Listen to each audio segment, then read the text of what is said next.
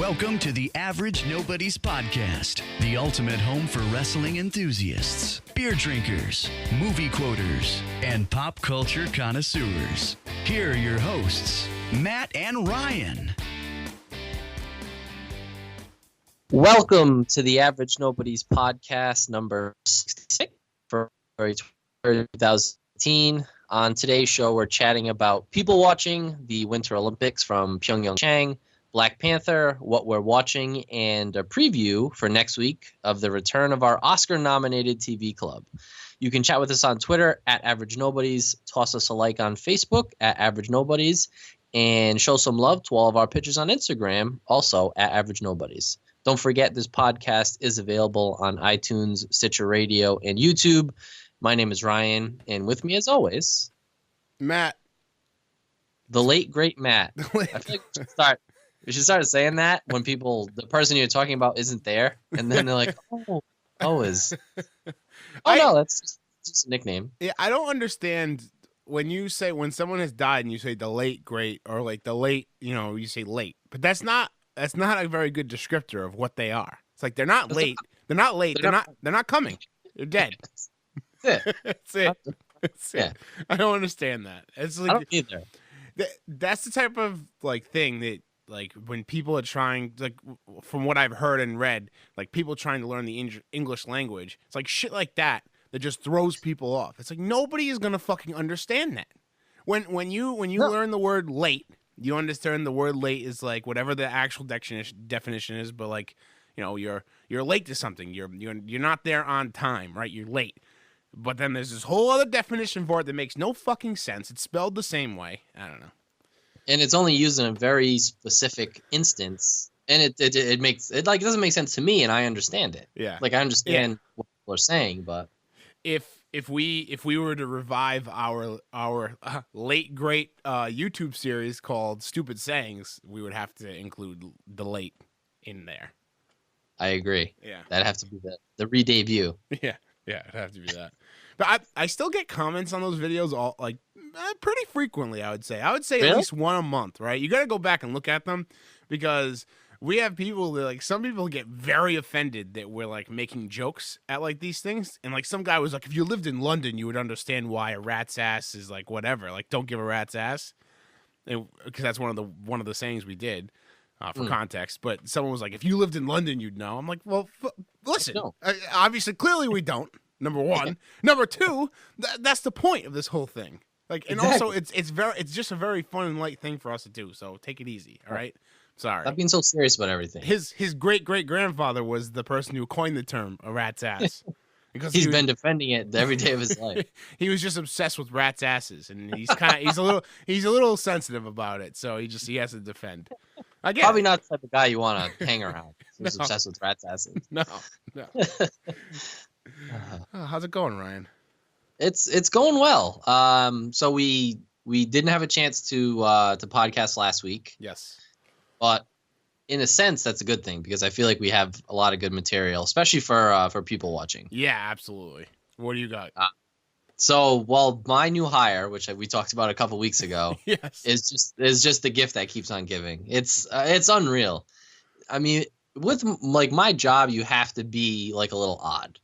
I consider myself odd, underneath. I'm not maybe odd outwardly, especially to people I just meet. Yeah. But there are certain people who just are, from the first words they're talking, you're like, all right, this person's out there.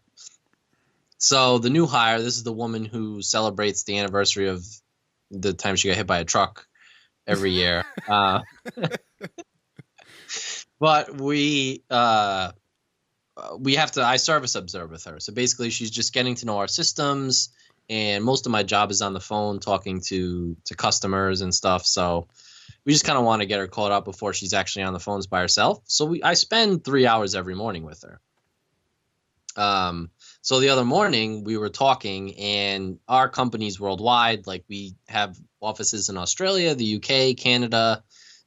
Guests can travel from wherever they want. So there are some interesting names. And I feel like it's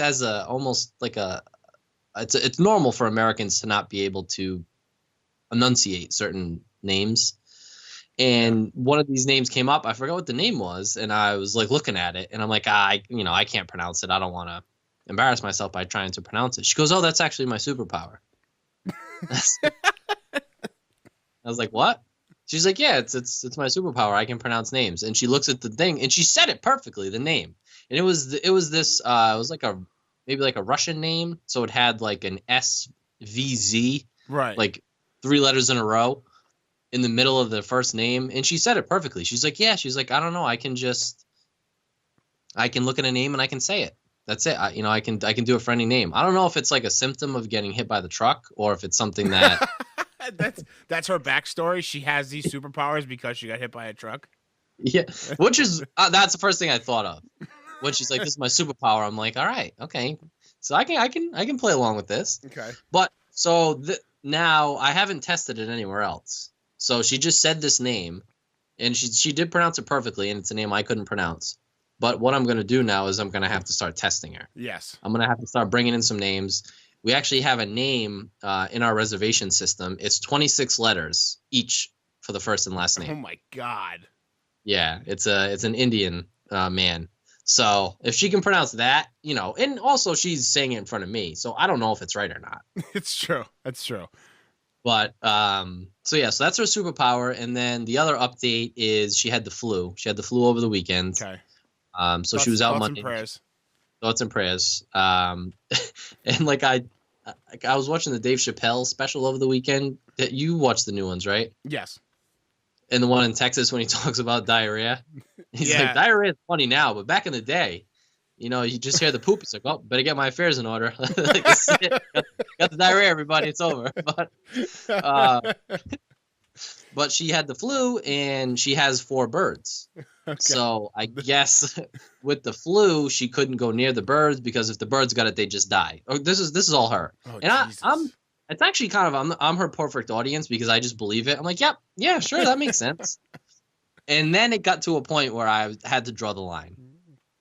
Because she's like, yeah, so I had the flu and I couldn't go near the birds because if I gave it to them, they die. I'm like, all right, sure, that makes sense. I don't have birds. I hate them. I don't care. And she's like, but the problem is when you don't give the birds enough attention, they shriek. and like, all I can think of is all I hear about birds and bird owners is all these terrible things. I'm like, why do you have them? Let them fly away.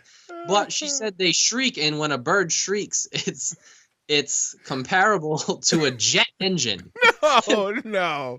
And I said, I was like, you know what? I'm not even going to give you the benefit of the doubt of Googling this. I don't believe it. I was like, that's not true. There is no way a bird shriek is the same decibel level of a jet engine. So that's what I was going to ask. Is it the decibel level or is it does it sound like a jet engine? It's the decibel level. She's like, scientifically, when a bird speaks, it's like having a jet engine in your living room. That is not true. Yeah, there could be a million scientists lined up to tell me that, and I would not believe. There's just it can't be true. It can't be true because first off, you would die. Yeah. If you had a jet engine in your constantly, you'd be deaf. Your head would explode. Yeah. Lindy's mom has 2 parrots, and they shriek all the time. But there's no way it's near the sound of a jet engine. It's impossible. Impossible. It can't be. Impossible. And then she was saying that I guess birds physically abuse themselves if you don't pay attention to them. Oh my God. Which again is something I can't contradict because I don't have them. But I'm like, this seems excessive. Does she have nobody that can pet the birds? Well, her husband has the flu too. Oh, her husband has the flu. She has the flu. So nobody's paying attention to the birds. They're shrieking at apparently a decibel level of a jet engine, and they're also physically abusing themselves. I don't know what the hell's happened in that house, but I guess work is like the sweet release of death to just be at work. But yeah, so that's the update. I'm hoping to have more to come. I can't imagine I won't. Yeah, I mean, at this point, it just seems like it wasn't an abnormality, an isolated incident. This is just what's happening now. This is your life. I think I'm gonna tell my boss. I'm like, you know what? I don't think she's ready. I think I should sit with her. Take her in if you want. Yeah, another month. I need some more. Some more stories. But yeah, so that's that's pretty much been my week, and it's been fantastic. That's amazing. So my past week, I was in Orlando, which is part of the reason why we couldn't podcast. I couldn't get it set up in time, but I'm actually traveling this week to Dallas. But I will have the setup ready for the podcast, so we will podcast from Dallas, just as long as there's Wi-Fi in my hotel, which I hope there is. But on my trip to Orlando, on my trip to Orlando, I came across so I was riding Lyfts a lot, so I have a few stories about Lyft drivers. One in particular was this man who I knew I was in for a ride when I called the Lyft, and the first thing that comes back is like, your Lyft driver is hard of hearing. You ever get one of those? Yes. So your Lyft driver is hard of hearing. Please speak loudly and initiate conversation. Number one, that's great that they do that. Number two, I don't need Lyft to tell me to talk to my Lyft driver. Like, no. I don't, like, a lot of the times I don't feel the need to talk at all to my Lyft driver. If they're nice and they talk to me or whatever, I will like reciprocate conversation, but I'm not just going to start talking. So, most of the time it's like, I'll just be quiet. I don't want to. But anyway, this guy started the conversation with me. I get in the Lyft, I sit in the back seat, and before he turns around and talks to me, he starts driving, right? He's already driving, and we're leaving the hotel, and he turns around and says, "Good night, Matt." Like, not like, "Are you having a good night, Matt?" Just "Good night, Matt." And he was Spanish, so it was like kind of like broken English, but it sounded like he was threatening me. Like, it sounded like. Wait. So that was how he said hello? Yeah. Like, if this was a movie, if this was a Quentin Tarantino movie, he would have said, "Good night, Matt," and then he would have pulled out a gun and blew my brains out through the back of the car. So he was definitely mixing up good night and good evening. Yes, yeah. Good night, Matt. So I was like, oh God. Good night.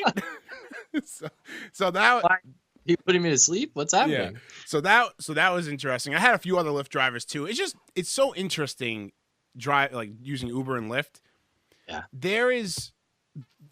You get to really see the different types of like personality traits of different people. It's incredible.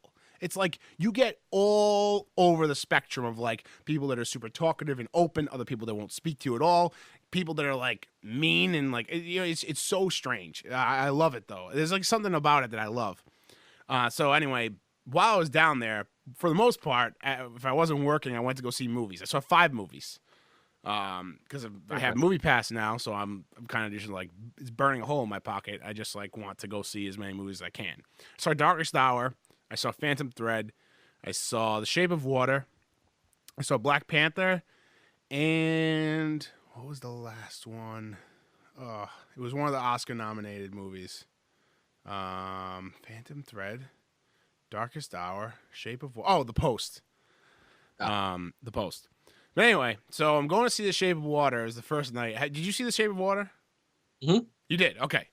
So, yeah, I loved it. Okay, so spoilers, I guess kind of spoilers alert. So, like, tune off for like 30 seconds. The scene where she first, like, sleeps with the sea monster, right?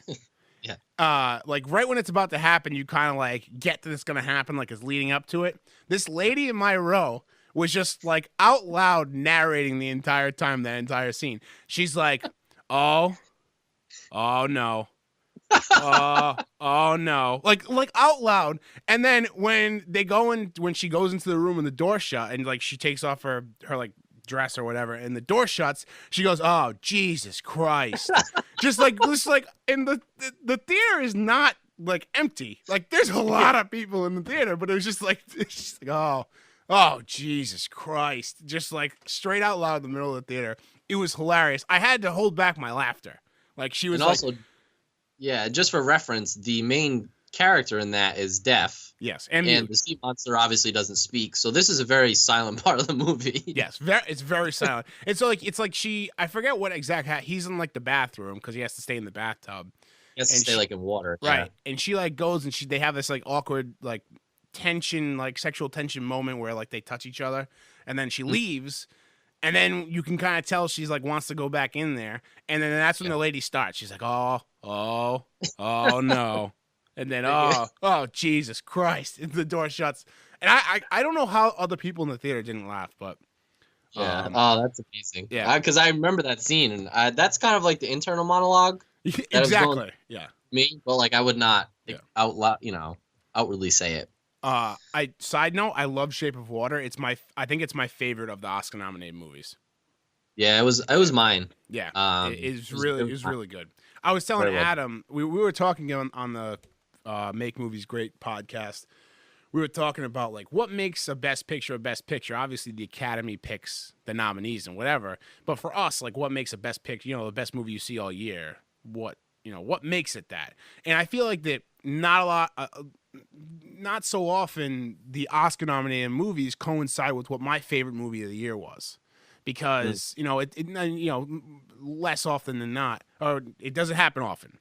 So for this one though, it was definitely one of my favorites of last year. I mean, technically, I guess it came out in 2017 or 2018, whatever. But it just like had all the things that I really liked in a movie. It had like the sci-fi aspect. It had like it was like beautifully done. It had like some depth to it. The characters were very strong, so I liked it a lot. So that's why I kind of like. I loved Richard Jenkins was so good in it. Yeah, he was played awesome. That like goofy role, but it would like he kept it light. Yeah, for sure. Yeah, I agree. It was definitely my top 5. My second favorite probably is 3 Billboards, but a close third is Darkest Hour. I saw that as well while I was down there, and there was a packed house. It was a small theater, one of the smaller ones, but it was a packed house. A lot of people were going to see it. When we got in there, I sat down, and when I say we, it's just myself because I went to all these movies by myself. I sat down, but there was other people in the theater. When I got in there was this kid just running around the inside of the theater, like before the movie started, before the previews came on. Unsupervised? Unsupervised. Well, at first I thought it was unsupervised. Like I don't know, like who are these kids? Like this kid's parents have to be in here somewhere. She's running around with an iPad playing like some show, like kids show on the iPad at full volume, and so nothing's on the screen. Nobody's talking. So all you can hear is this kid's iPad. And I'm like, all right, well, when the movie starts, this is going to stop, obviously. No, it didn't. It absolutely did not. And then you find out that like her parents are sitting down in the front, and she's just running up and down the aisles with the iPad in her hand, just like going crazy. This probably went into like 25 minutes of the movie. And I couldn't believe my eyes, and I like wanted to get up and go out and like tell somebody, because this is like ridiculous. Like it's one thing if like somebody's talking or using their phone, like it's stupid and I hate it, but like I can usually tune it out and watch. But this little girl, she was probably like, and I'm not good with ages, so she could be anywhere from newborn to 12 years old. She was probably, I would say 4 or 5. She was walking, and she was running. She was able to run up and down stairs. So she's that, whatever the age that is, very young, with her iPad, with a fucking TV show on. And so finally someone did end up going to get the thing, and they had to like remove the parents and her from the theater. It's like, first of all, it's like at 10 o'clock, it's Darkest Hour, it's 10 o'clock. You shouldn't have your kid there in the first place. Clearly she doesn't want to be there. Like this is not a movie for her. I was going to say, that's a very odd movie to have a child at. This was a scenario where they couldn't get babysitters for the night. You know what it reminds me of? I know exactly what you're gonna say. Say it though.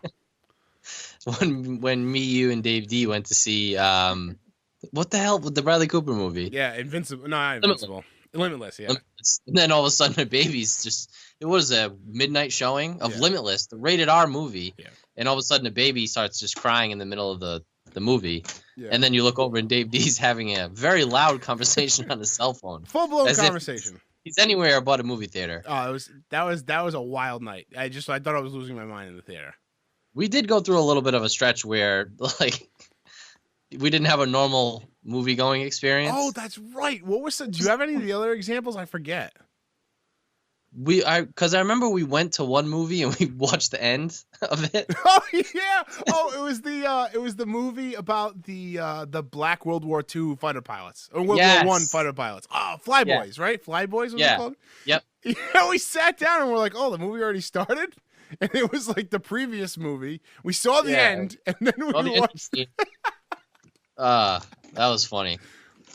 The crazy thing about that was, we were able to, if this was any other normal showing, because something fucked up. If this was any other normal showing, the movie would have been done, and there would have been that gap in between movies where it's like at least a half hour, 45 minutes. But like as soon as that movie ended, like 5 minutes went by, and then the same one started up again, like right after it. So something was up. Something happened there. You know what I mean? Like maybe the other one started late or something. But it was odd. It was odd. Yeah, that's right. We didn't have a good movie going experience for a while in that stretch of time. We did not. But anyway, that was that's yeah. That was my my people watching for the week. There was a few other little ones. I got to work with some guys from Chicago. They were hilarious, and good guys to work with. But I'll be in Dallas next week working with a whole new crop of people.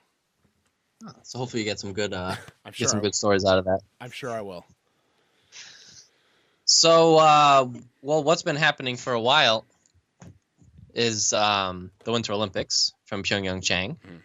And you know what the reason I wanted to talk about this is because what I didn't know is how much Norway dominates the Winter Olympics. Yeah. Like they have the most medals in this Winter Olympics. Yeah. They have 37, they have the most gold at 13, but all time they have more gold medals. Let's see, what is it? They have more gold medals than 100 countries have total medals. That's crazy. They have 107 gold medals in Winter Olympics competition. Only 9 countries have won more total medals. Like I would never think that Norway is like the standard bearer for the Winter Olympics. Yeah. And they're doing it again this year. Yeah. I think that I mean, first of all, they have the climate for it, right? And I'm pretty sure that Norway has mountains. I mean, I think you're the travel expert here. Is Norway mountainous? I don't think so. It's really? Just like I don't think it's more mountainous than like anywhere else in Europe. See, now I feel like I picture people from Norway just always skiing, like always with skis on. Yeah, maybe I'm wrong. I don't know. They have like, at least for the U.S., and I know the U.S. kind of goes overboard with everything, but the U.S. sent something like 245 athletes this year to the Winter Olympics, and Norway sent like 105. That's crazy. And they have double our medals. It's just, I don't know. Norway's doing something right. Maybe a better quality of life. Maybe their president isn't a moron. I don't know. I mean, it could be anything. Did you just? I'm just asking. Like, did you happen to look up their Summer Olympics medal total? I did not, because when you search most medals, it just like it brings you to Norway. So I don't know if they have like a deal with Google. Yeah. Yeah. Let's see. Who has the most? It could gold be medals? You know what? That's definitely Google, because Google likes to tie in with current events. So if you're searching how many medals, they automatically assume you want to know about the Winter Olympics because it's going on right now. That happens all the time to me too. So the most gold medals in Olympic history, like combining both, it's like the Soviet Union and the United States. So I have a feeling, because Norway's obviously blowing people out of the way in the Winter Olympics, they might not even compete in the Summer Olympics. Yeah, they could all put that could be it too. Like that could be the key. Yeah. Maybe they just put all their eggs in the winter basket, and every 4 years they compete in the winter, but they don't really care. But they just mail it in for the Summer Olympics. They send I don't know. They just send anybody. Like it's like a free thing. It's like, hey, who wants to go to the Olympics this year? It's like, oh, this old man is competing in the track and field. I don't understand. Yeah. But I mean, in positive news for the United States, they did win their 100th gold medal, and Shaun White won it, which was nice. The men's curling team is in the gold medal game, which is actually going to be live at 3 a.m. tomorrow. Oh, very cool. Yeah. That's awesome. Yeah, because a lot of just because of the time difference from here in South Korea, a lot of the events are broadcast on tape delay, but this one is going to be live. I mean, you have to stay up till 3 a.m., but it should be pretty cool for them to, because usually Canada dominates the men's curling, according to Holly. Holly's apparently this enormous curling aficionado, which I didn't know about. But learn something new about your fiance every day. You really do. But they lost, and they actually lost this morning in the bronze too, so they didn't even place. And but the U.S. is vying for the gold this morning or tomorrow morning at 3 a.m. Let's go USA. So go USA. But yeah, so Holly has this like Olympic curling dream, which I didn't know about. Tell me about it. So she wants to be a part because they have a men's team, a women's team, and then they have a mixed doubles team. Yeah. So the men's and the women's, like each team from each country has 4 participants, and then the mixed doubles is just 2. Yeah. So she wants to be part of like a mixed doubles team with someone, and her ideal song, because I guess they play a walk-up song or a song in between pushes of the thing. Yeah. Is "Sugar We're Going Down" by Fall Out Boy. Okay. Is there any significance to that? Yeah. So the lyrics to that, you know the song, right? Yeah, we're going down in an earlier round. Sugar, we're going down swinging. Well, instead of swinging, it's sweeping because you sweep and fall. Oh, very clever. I like it. It's Going all about down the sweeping. parts. That's good. Going down sweeping. Yeah. So she's trying to get someone actively to sing a cover of it, but sweeping instead of swinging. I don't know how that's gonna work. But First step, you got to get the right song. Step 1. I agree. Yeah. 100%. Yeah. Which is one of the things I wanted to talk about. So one of the main events that include songs is ice dancing. Yes. Right? Like that's the whole mood for the ice dancer. Yep. What song are you picking that's going to set the tone for what your performance is going to be? Because it's playing while you're skating. Yeah. When you told me this, I already know my song. I've already known it for a while now. It's the Final Countdown. Okay. Yeah. So that's what I'm going with. It's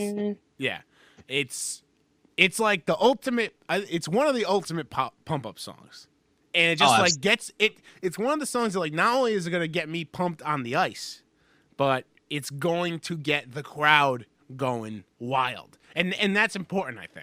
I think that's important in ice dancing. You need the crowd behind you. Yeah. I mean, if I was a judge of ice dancing and I saw an ice dancing performance and the crowd was just like, meh, and then I saw one where the crowd was like into it and like the person was doing great and like going, like really feeling him or herself, then I'd be like, oh, you get extra points for that. It's swag bonus. It's swag bonus points is what it is. So yeah, the Final Countdown.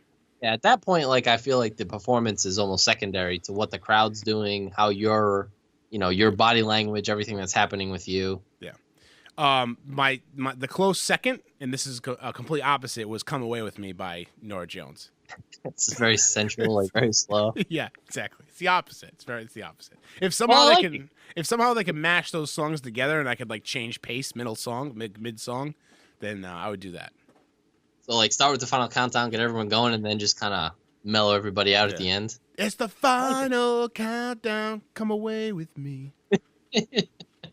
Oh, no one knows what to think. So what would yours be? I think I would pick "Let's Get It On" by Marvin Gaye. Oh, that's such a good one. That is such a good song for any occasion. Because it's one musical like note. It's like bam, bam, bam, bam, and then boom, then you're in. And then it's just you're like a rocket ship. You're taking off, and it doesn't stop until the end of the song. It's my favorite song to do in karaoke. So I feel like I could somehow turn that into an interpretive dance / ice skate. Yeah. I don't know. That would be. I think that also like to turn it into an interpretive dance. It's a fine line between offensive and the feeling the rhythm of the song. It's. I feel like there's a fine line depending on what kind of bodily motions you're doing. Right, and I don't think I'd be able to really straddle that line in a respect. But that might be the best part. Yeah, exactly. Maybe some people see it as offensive. Some people see it as revolutionary. Yeah, or beautiful. Beautiful is what I would be going for. Yeah. But also for the U.S., they did have which is a little depressing, 2 17-year-old gold medalists. That's crazy. Snowboarders. Yeah. Chloe Kim and Red Gerard. Yep. That's insane. Yeah. 17. Yep. But that's like I always said too, like these people who do like the Olympic Games, like when they're doing the Winter Olympics, when they're doing like skiing and snowboarding, they're fearless, absolutely 100% fearless. And the younger you get, the more fearless you are. You don't get you haven't felt the not failure, but like you don't know that anything can go wrong. Right. Exactly. Yeah. So that's huge. That's such a huge advantage to have. I agree. Yeah. It's and watching, especially that Red Gerard guy. Like I watched his gold medal run. Yeah. He was just, balls out. Yeah. It was unreal. And I'm like watching it. I'm like, oh no. But to him, he's like, screw it. Like, I'm 17. Let's see how high I can get. Let's see how many flips I can do. Yep. And if you land it, you're a gold medalist. Yeah. Yep. I gotta imagine we'll see him in the X Games. Yeah. Or like now he'll be a known name in the X Games. Yeah. Yeah. He has that kind of mentality, that personality going for him. Right. And then for me, the weirdest one, which I guess is one of the events that was like in the original Winter Games, is the biathlon. Yeah, it's so odd. And shooting. Yeah. How the hell did you put that to? Who created that? It's so odd, but I love it so much. It's one I don't follow it closely at all, but when it's on, I'm like enthralled by it. I forget who I was talking to, maybe like one of my friends at work. I was saying like imagine if the so for those of you who don't know, you cross country ski and then you stop at these different like ranges and you take a gun off your back and shoot targets and then you keep going. Right? It's like a race, but it's like that. Wouldn't it? But also accuracy is measured too with the shooting. Yeah, it's crazy. If like while you're going, you can like take your gun off your back and like shoot other competitors. You have to like, but you can't kill them. You have to like shoot them in the legs and like try and take them out. Down. Yeah, it's wild. I don't know where this comes from though. Even like way back in the day, it's like, I guess like for hunting and stuff, or like I don't know. It's like what skill did this come from? I don't know. It's odd. I mean, maybe it's odd. Yeah, like because the one, like I understand the shooting, yeah, like and I also understand the cross country skiing, yeah, but I just don't understand them together. Yeah. Well, let me ask you this question, Ryan. What would be a weirder pairing for shooting and in a Winter Olympic event? So put shooting with a Winter Olympic event. So the shooting is still in there, but I got to do something else. Yeah, you got to do something else. Oh man, I don't know. I think it's gotta be, like couples or pairs figure skating. Yeah. Imagine like you're in the middle of your routine, you're skating across the ice, but you're also firing shots at targets up in the crowd. I think it's got to be anything with the crowd involved. Yeah, right. Yeah. The crowd needs to be somewhere where the targets are to give it a little bit more juice. The audience is at home is more invested. So I think the couples skating is a really good one. Hey, I have one that's actually makes more sense than the biathlon. Bobsled. Ooh. You have the person in the back with the gun, and as the bobsled's going down the track, you're shooting targets on the way down. I like that. Right? 80-something miles an hour. It's ridiculous. Yep. Or the luge. The luge. Oh, my God. Forget it. That one, I was watching one of them. It turned over on its side. It's yeah. I mean, that is just insane. I don't know how they don't die. I don't get it. I don't either. That's just scary. It's like, hey, you want to go down? You want to go in this like wooden or metal vehicle on ice? Yeah, you can't move. Yeah, like we'll give you a steering wheel. Yeah. Like, there's nowhere to steer. Like it's just a little thing. Like you can't move out of the way of things. Like you either flip over or you don't. Yeah. Also, you're wearing a helmet, but your head's sticking above. There's no roll cage, and there's 4 extremely sharp blades underneath your bobsled as well. Just yeah. Oh yeah, sure. I'll do that. Sounds good. Yeah. Throw me in there. Yeah. But yeah, so the Olympics end Sunday, tomorrow or Sunday. They're over soon because I know next week everything starts coming back as far as TV shows. Right. But it's kind of nice to have that little reprieve, and it's the Winter Olympics once every 4 years. I mean, nothing wrong with that. Yeah, no. So no, I love it. Yeah. Watch that it's on. Yep. And hopefully USA wins in men's curling tomorrow morning. Yeah. Good luck, men's curling. Do what you do. I mean, if this was like football, I'd be like, score lots of touchdowns, but I don't really. Huck that rock. Huck the rock. Get some points. Sweep. Sweep like your Sweep, lives sweep. depend on it. So one of the movies I alluded to that I saw last week, I saw Black Panther. How was it? It was very good. I very much enjoyed it. I think that it's having a lot of the same success because of, you know, how revolutionary it is, and like, you know, the black director and like a primarily black cast. It's like kind of like this. It reminded me, you know, very much of how, you know, with oh god, Wonder Woman. Wonder Woman, and what is the director's name? Director Patty Jenkins. Yeah, No, no, you're right, Patty Jenkins. Patty Jenkins and Gal Gadot. Gal Gadot. But yeah, Gal Gadot. Yeah, so it reminds me of that, which is unfortunate that it's 2018 and those are like the revolutionary breakthrough things, right? It's fucking awful. But anyway, it's killing it at the box office right now. 500 million worldwide, something like that in 1 week. Yeah, I think that was the prediction as of last night. Yeah, it's fucking crazy. I mean, that's not taking into account tonight, tomorrow, and Sunday, which obviously are the 3 biggest days. So it's probably going to go well over that. That's awesome. That's amazing. Oh yeah, it's crazy. I mean, last weekend it was 70 million domestic and like 202 worldwide, overseas, which is a crazy number for opening weekend. It was great. I did enjoy it. Marvel has just been like out of their minds with like the movies they've been putting out too. Like, not only was this movie great, but you got to remember a few months ago Thor Ragnarok came out. That movie was fantastic. I really liked that. And then a few months prior to that you had Spider-Man, which was awesome. And then a few months prior to that you had Guardians of the Galaxy 2, which was like insane. It's insane the caliber of movies that they're putting out in such a short amount of time. And then you got to remember too, in a few months, Avengers: Infinity War, arguably their biggest movie that they've been doing since they started with Iron Man back in 2008. Like, it's going to be huge. The only one I saw out of those was Guardians of the Galaxy 2. Because I don't watch a lot of superhero movies. I do enjoy the Guardians movies. I thought Guardians 2 was better than the first one. Yeah, I loved it. Yep. And somehow the soundtrack was better as well. Yes. Somehow. And the soundtrack fit like certain scenes better. Yep. You know, like the songs they chose for certain scenes just was perfect. Yeah. Not that Guardians 1 wasn't, but I really, really liked Guardians 2. But yeah, I mean, numbers don't lie, especially when it comes to movies. And but it's nice to see that the movie's making money, but it's also like kind of being appreciated from a fan standpoint as well. Yeah. Like, money's nice, but it's not often you get both. Nope, you're like, right. You might have a praised movie that critics hate and no one goes sees it, or critics love a movie and then you go see it and it's like, this is a bunch of shit. So I haven't seen Black Panther yet. I do plan on seeing it very soon. But I'm glad to see it. But I think there were some things coming out, because obviously we can't have nice things. We can't have nice things. No.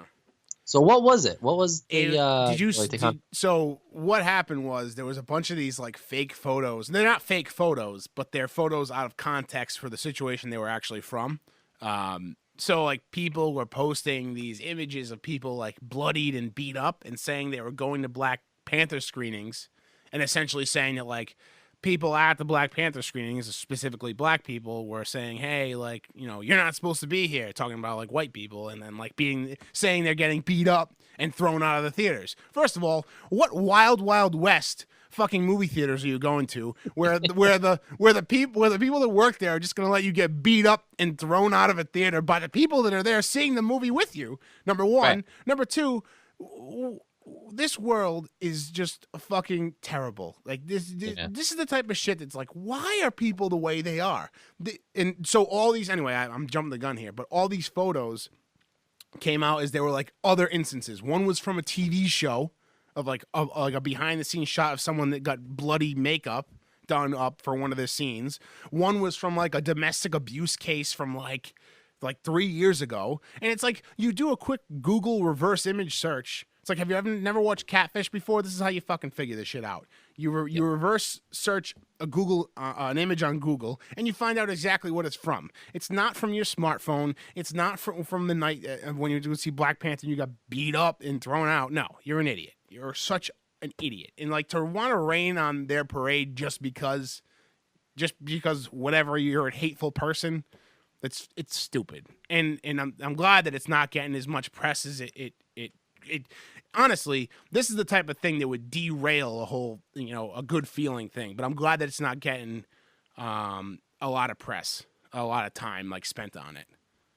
Because it shouldn't. I mean, that's just so stupid. Yeah. No, absolutely. This is how they should handle things like this. You shouldn't give attention to things like this. It should just be blown over, and you should just go back to like enjoying this movie. And I'm lucky now we're going into week 2 of Black Panther screenings, and hasn't been anything else that popped up that I've seen. So, but anyway. Well, I mean, good for them for the success of it, and I mean, I hope it keeps going. Yeah. The only actor I know, well, obviously besides the actress who plays Michonne, but Michael B. Jordan is such a great actor. Yeah, and awesome. But now, actually, I don't want any spoilers on it, but I don't know any of the backstory of it, so I don't know if his character is a villain or a hero. So this is a good movie for you to watch, like kind of independent of other movies. The only thing if you really wanted to know, anything you need before this, you need to watch Captain America: Civil War. There's one, because Black Panther is in it. You don't get Wakanda in that one because you're not in his home country or whatever. He's in America. But there's one scene that gets completely covered. You understand it when you watch Black Panther. So you don't need anything else. Because it's an origin story essentially. Okay. So, yeah. Which is what I like. The only reason I don't watch a lot of the other ones is. Yeah, it's daunting. It's daunting. Yeah. Oh, good. Yeah. So Ryan, speaking of, what have you been watching? So, similar to you, I actually, and I think we should pat ourselves in the back for this, I've watched all the Best Picture nominees. Ooh, yeah, that's right. I forgot you did that too. Yeah, we're still 9 days out from the Oscars, but I watched Phantom Thread, and I watched Call Me By Your Name. Those were the two that I had left, and I watched those two. So Phantom Thread was a little, I want to say over my head, but I don't know. It just was. It was over my head. I understood what was going on, but the meaning behind it was way over my head. Yeah, I mean, the only thing I got out of it was that she poisoned him to control him, and he didn't mind. And he liked it. Yeah, that's fine. I don't know if there was a bigger plot at I don't know. It was odd, but it was okay. I don't think it was a movie for us. No. Watch Call Me By Your Name, which kind of like watching Call Me By Your Name made me realize. Well, so I don't know. I shouldn't phrase this the wrong way. Not realize something about myself. Realize something about what type of movies I like. Yeah. Because Call Me By Your Name and Shape of Water were my two favorites. Well, besides Get Out. I always forget Get Out is nominated. I know it's tough because Get Out was so good. But I really liked those two, and those were the two that were kind of like love stories. Yeah. And I just really would prefer those type of movies over the more biographical like The Post or The Darkest Hour. Because I'm a huge documentary guy, so if I'm going to watch something on a specific person or a specific event, I would rather watch a documentary on it than a movie for the most part. Yeah, but when it comes to like love stories and those type of movies, like Call Me By Your Name and Shape of Water, even if it's love stories that I can't relate to, such as a deaf woman falling in love with a sea monster or a young guy falling in love with an older man in Northern Italy, that's not something I can relate to, but I just like the premise of it. And obviously, they're fantastically acted. So, yeah. I thought "Call Me by Your Name" was the cinematography-wise was the best of the bunch. I thought it was just like that. It made me want to go to Northern Italy and just hang out. Right. It just seemed everything was so romanticized and like everything because it's like Northern Italy. It's like Italian is one of the romance languages. Everything is so like romantic about it. And like you really get, this is a love story, so everything about it is like just romanticized like to the nth degree. But yeah, the cinematography in that movie was awesome. Yeah, it was really good. And then I watched Mudbound last night. Yeah, on Netflix. I don't understand how that. I like that better than any of the Best Pictures. Adam Adam and Sean both. We did that for Movie Club Mudbound, and Adam and Sean both put it in their top 10 movies from last year. It just missed mine, but it's a shame that it wasn't nominated because it's a tremendous movie. It was, I mean, it was so good. It was so intricate, like just all the different plots, and it was almost a topic that you've seen in so many different movies, but they still gave it a different type of feel. Yeah. You know what I mean? With like the mixing in the war stories from the black and the white guy. It came very close for me to just hate Mike from Breaking Bad, which I didn't think I'd ever do, but he was a bastard. He was a terrible person. Yep, he was a total asshole. Total asshole. But yeah, I really, really enjoyed that. Surprised, I don't know if maybe because it was Netflix exclusive that they didn't nominate it. Maybe because it was, they didn't want to have that and Get Out, like two racially motivated movies nominated. But I mean, I would have picked that over The Post. Yeah, I think so. Phantom Thread, you know what I mean? I don't know. I mean, personally, but obviously they have different tastes and different views. But I really, really enjoyed that. I thought it was very well done. And then from a television standpoint, Mozart in the Jungle, which I know I've been begging you. I know, and I still haven't watched it yet. I gotta do that. Season 4 streaming on Amazon Prime. Holly and I watched all 10 episodes. Fantastic. Because it's a comedy, so it's 25-minute episodes. Yeah. It's just really, really good. High Maintenance on HBO. Just got renewed for season 3. Is really, really good. And that's one of the shows that has a different type of structure. Like it's a different characters, different plot every episode. Oh, cool. So they have the main character, who's also the creator of the show. His name is The Guy. Like, you don't know his name. And he just delivers pot on his bicycle to people all around New York. Oh, cool. And it's a different customer every episode. Oh, that's awesome. So it's really cool. And Raw, WWE Raw, which I watch every week, but this week they actually had the longest match in Raw history. Who was it? So they did a gauntlet match. It was technically 7 matches in one. Yeah. So what they did was Elimination Chamber is Sunday. There's 7 guys in the Elimination Chamber match. So they did a gauntlet match. So Seth Rollins and Roman Reigns started off Raw fighting. And then the winner would face someone else. Whoever won that match would face someone else, so on and so forth. So it was different matches, but they counted it as one because it really was. The first 2 hours of Raw was one thing. That's incredible. Who had the most ring time? Seth Rollins. Oh my god! And he actually broke a record because he fought for an hour and 5 minutes. Oh Jesus Christ! How do you do that? I don't know. It was incredible. It was really, really cool. It was one of the best episodes of Raw I've seen in years. That gauntlet match they put together was fantastic. That's wild. And they had high ratings because of it. So It ended up working out for them, yeah. I haven't read your 5 stars of Raw yet, which is out on the blog AverageNobodies.com. But did you include a write-up of it in there? Yes, I did. Awesome. Yep. So the first 4 stars were the match. So I did like Seth Rollins, and then I kind of broke down the other highlights from the other matches. But it was really cool. It was interesting because Rollins that Monday debuted a shirt that says Monday Night Rollins instead of Monday Night Raw. That's awesome. And then he goes out and wrestles for an hour and 5 minutes. It was really cool. That's awesome. That's really cool. Yeah. Cool. Yep. But yes, that's been my watch list. What about yourself? So like you, I finished the Oscar nominated movies, and it feels so good. It feels so good to finally do that because I've been wanting to do it for so long. So I agree with you. It does feel like getting an Olympic gold medal. I know we were texting about that. About what? I'm sorry. No, when finishing the Oscar nominated list, it feels so good.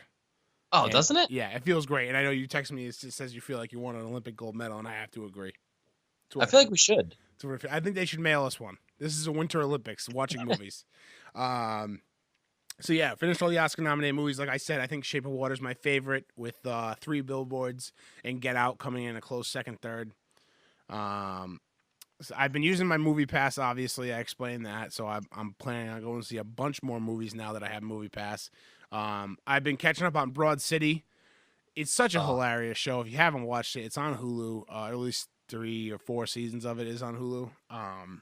It's great. Ilana Glazer and Abby Jacobson. They are just like comedic powerhouses, and the show is just so funny. And even like when it was a they really kept the spirit of the web series in their show. So I really can appreciate that too. They it's kind of like their, it's their passion project.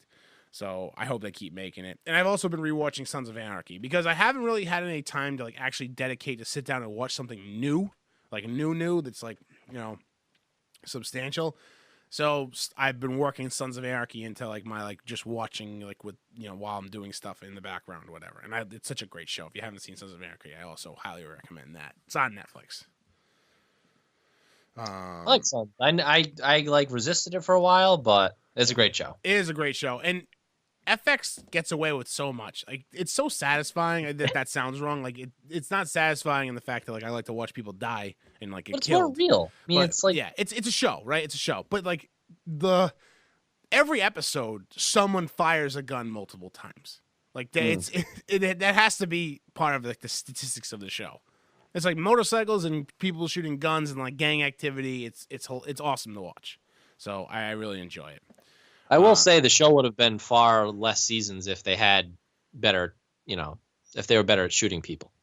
Oh, a lot of misses. Yeah, a lot of misses on the like shooting people on more. Also, I always I always wondered like too, like a lot of times they're like the motorcycle club, the Sons of Anarchy are on their motorcycles, and like other gangs are like chasing them down in SUVs. It's like it's very easy to just hit someone on a motorcycle and knock them over, but that never happens. So I don't know.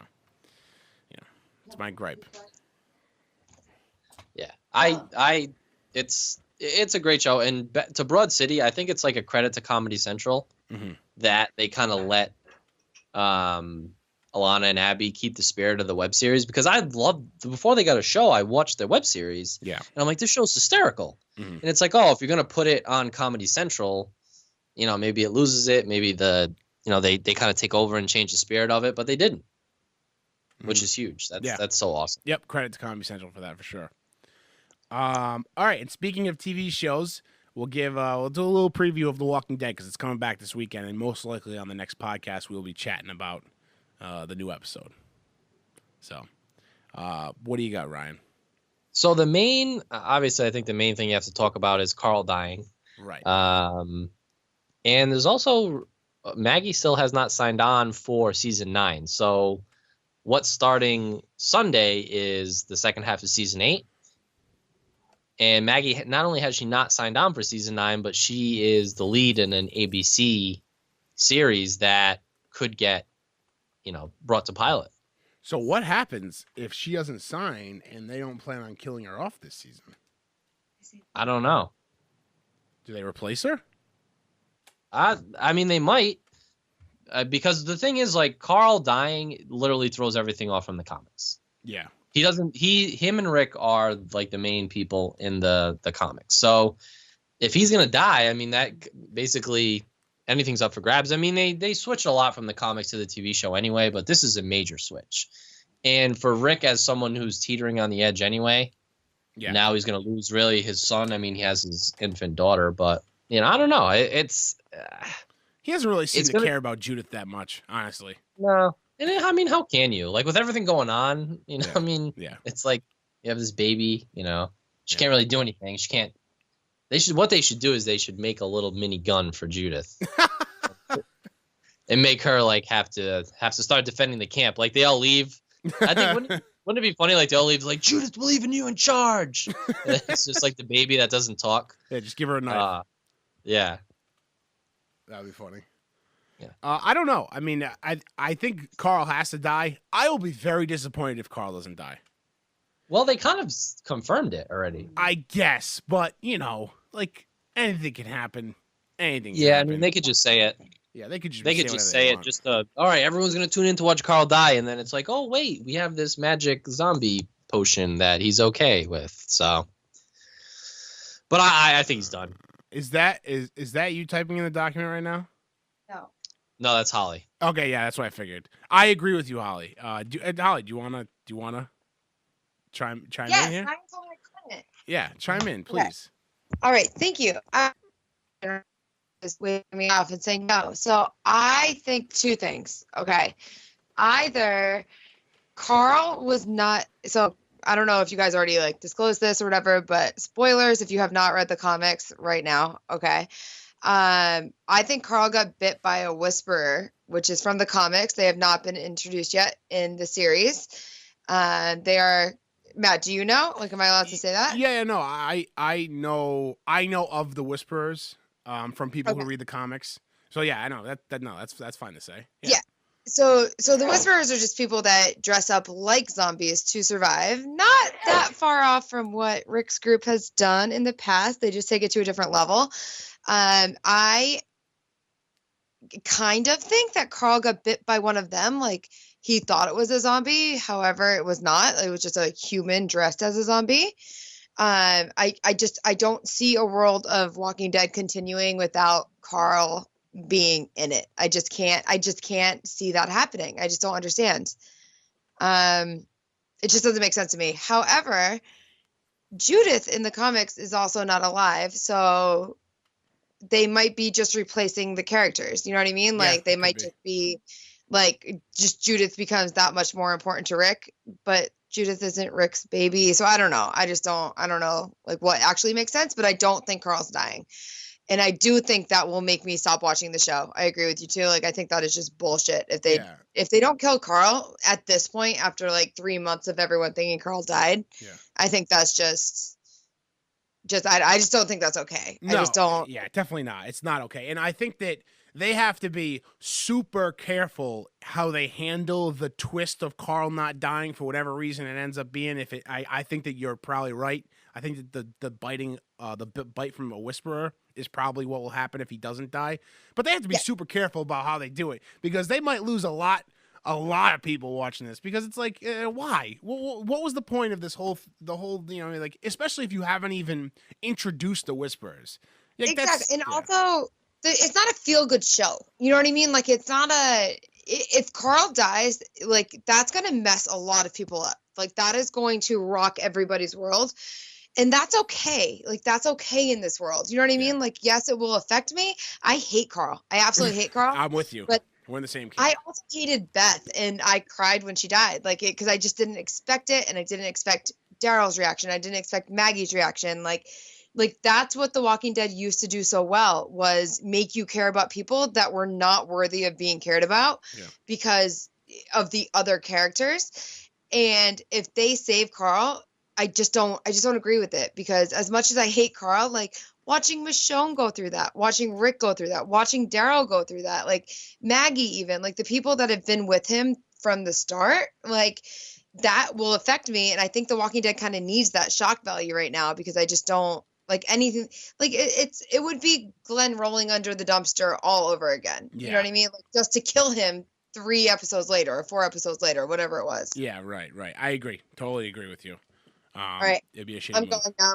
Ryan's upset that he's not included right now. So thank you, Holly. I appreciate the input. Bye. You're welcome on any time. Don't listen to Ryan. Yeah, the only thing is, like, the Whisperers don't like bite people in the comics. Like, they really just wear the faces of the zombies to blend in. They don't act like the zombies. Yeah. So it'd be kind of weird for them to, like, attack someone and bite someone. You know, I don't know. It'd be, I guess it's definitely a way out of killing Carl, but at this point, you're gonna piss people off if you don't do it. Like, you can't, especially, it's not like they did it in an episode where there was an episode the next week. Like, they purposely did it with a long break in between. Yep. Which means, they've lost viewers in the past because of that false kill. Yeah.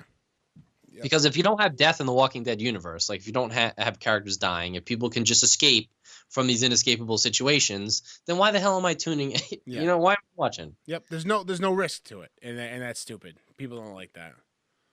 But I'm excited to get the TV Club back. Yeah, same. Because Walking Dead is one of those appointment TV shows. Yeah, as downhill as it might have gone, it's still appointment TV for me. I agree. Yeah, I'm gonna watch it Sunday night. Yep. After the wildest dinner imaginable. Oh, I can't wait for that too. I cannot wait. But anyway, I think that's gonna do it for the Average Nobody's podcast for today. Is there anything you want to add, Ryan? No, I think that's it. Excellent. Feels good to be back It's been a rough couple of weeks. Actually, beginning to this year, we've been kind of on and off, but we're gonna stick to it.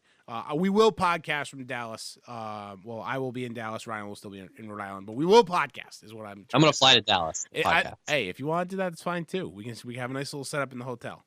We'll do it. Excellent. But anyway, that's been the Average Nobody's podcast. We'll chat with you all next week. Have a great week, everybody.